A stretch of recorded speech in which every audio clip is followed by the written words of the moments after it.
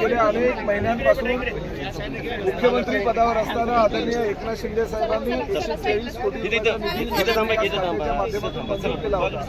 परंतु त्यानंतर त्या निधीचा विनियोग चांगल्या गोष्टींसाठी होण्याच्या ऐवजी इथल्या काही ठेकेदार मंडळींनी ते वेगळ्या प्रकारे तो निधी कुठेतरी नेण्याचा प्रयत्न केला।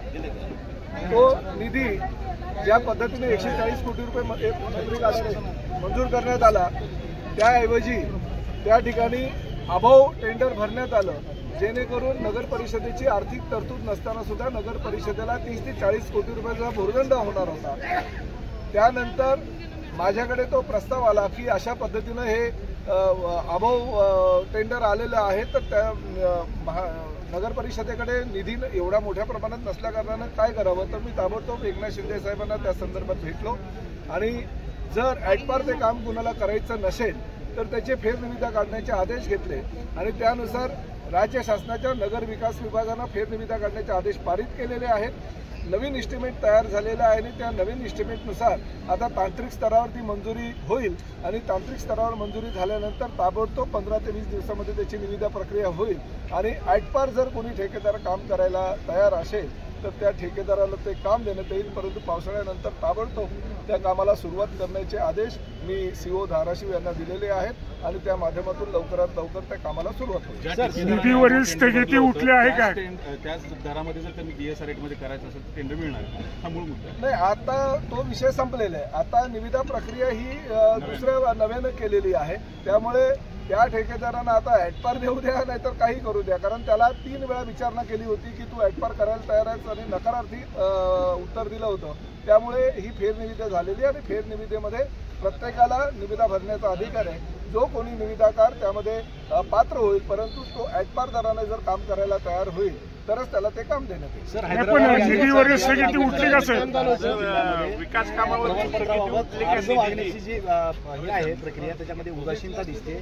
आज जे प्रमाणपत्र वाटप केले ते सुद्धा पूर्वी अर्ज केलेले प्रमाणपत्र होते अशी माहिती मिळते। नाही, तसं काही होणार नाही। माननीय मुख्यमंत्री आणि उपसमितीच्या अध्यक्षांनी म्हणजे ज्यांना मंत्रिमंडळाने सर्वाधिकार दिले होते ते राधाकृष्ण विखे पाटील यांच्या अध्यक्षतेखाली झालेल्या समितीनं हैदराबाद गॅझेट च्या माध्यमातून सर्व जिल्हाधिकाऱ्यांना सूचना केलेल्या आहेत की ताबडतोब हैदराबाद गॅझेटची अंमलबजावणी व्हावी आणि त्यानुसार ती प्रक्रिया चालू आहे। एक गोष्ट ही खरी आहे की काही कागदपत्रांच्या पूर्ततेसाठी किंवा ती कागदपत्र खरी आहे खोटी आहे त्यात काही तथ्य आहे का याची तपासणी करायला आमच्या अधिकाऱ्यांना वेळ लागतो, परंतु ज्या पद्धतीनं शासनाची भूमिका आहे आणि माननीय मुख्यमंत्र्यांनी आणि माननीय राधाकृष्ण विखे पाटील यांनी आश्वासन दिलेलं आहे त्या आश्वासनाची पूर्तता होईल आणि हैदराबाद गॅझेटची अंमलबजावणी फक्त धाराशिव नाही राज्यातील सर्व इतर जिल्ह्यांमध्ये सुद्धा होईल।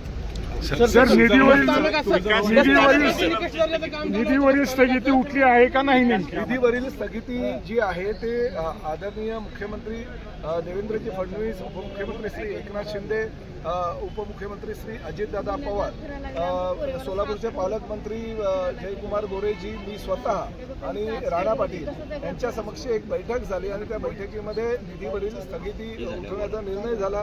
या ठिकाणचे स्थानिक आमदार राणा पाटील यांना काही संभ्रम निर्माण झाला होता आणि त्या संभ्रमामुळे त्यांनी मुख्यमंत्र्यांकडे तक्रार केली होती आणि त्या तक्रारीच्या अनुषंगाने माननीय मुख्यमंत्र्यांनी त्याला स्थगिती दिली होती, परंतु त्यांचा संभ्रम आता दूर झालेला आहे। त्यामुळे मुख्यमंत्र्यांनी स्थगिती उठवली आणि तशा प्रकारचे निर्देश अजितदादा पवार जे वित्त खात्याचे मंत्री आहेत त्यांनी दिले, संबंधित अधिकाऱ्यांना दिलेले आहे। फक्त तो जो निधी आहे तो 24-25चा होता आणि तो मार्चपूर्वी खर्च करणं गरजेचं असल्या कारणानं काही तांत्रिक आणि कायदेशीर बाबी ची पूर्तता जी आहे ती राज्य शासनाच्या स्तरावर चालू आहे, पण त्याची पूर्तता लवकर होऊन स्थगिती उठलेली आहे।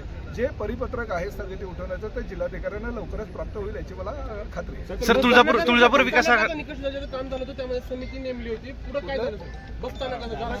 नाही, धाराशिव बस स्थानकाबद्दल समिती नेमली होती। समितीचा लवकरात लवकर अहवाल देण्याच्या मी सूचना केल्या होत्या। तो अहवाल जर आला असेल तर संबंधितांवर कारवाई करण्यात येईल। कालच मी धाराशिव बस स्थानकाची पाहणी सुद्धा परत एकदा केली आपल्या शारदीय नवरोत्सवाच्या माध्यमातून आणि त्यावेळी मी त्यांना सगळ्या उपस्थित जे आमचे अधिकारी होते त्यांना सक्त ताकीद दिली की असं जर बेकायदेशीर आणि चुकीच्या पद्धतीचं लोकांना त्रास होईल अशा प्रकारचं बांधकाम कोणी जर करत असेल तर ते योग्य होणार नाही. दुसरं एस टी महामंडळाच्या माध्यमातून काही जागा ज्या विकसित करायला दिल्या होत्या त्यासुद्धा एस टी स्टँडची मी पाहणी केली आणि त्यामध्ये सुद्धा PPP तत्वावर काही एक 10-12 वर्षापूर्वी काही काम केलं गेलं होतं आणि त्या ठिकाणी आता हॉटेल वगैरे उभारणी झालेली आहे. त्याची सुद्धा चौकशीचे आदेश मी माझ्या MDना दिले. सर, तुळजाभवानीचे मंदिर कळसाबाबत शिखराबाबत काही निर्णय झालाय का? आणि दुसरा प्रश्न 1800 कोटी रुपयाचं जे आहे ते एक टेंडर काढायचं असं काही प्रक्रिया सुरू आहे किंवा अद्याप विचाराधीन आहेत. 1862 कोटी रुपये मंजूर झालेले. आता शेवटी एकच टेंडर काढायचं की कसं टेंडर काढायचं याबाबत जिल्हाधिकाऱ्यांच्या ज्या सूचना असतील आणि त्यांच्या सूचनेनुसार ती निविदा प्रक्रिया राबवली. तर आपण नागरिकांसोबत बैठक घ्या म्हणून आदेश दिले होते सर.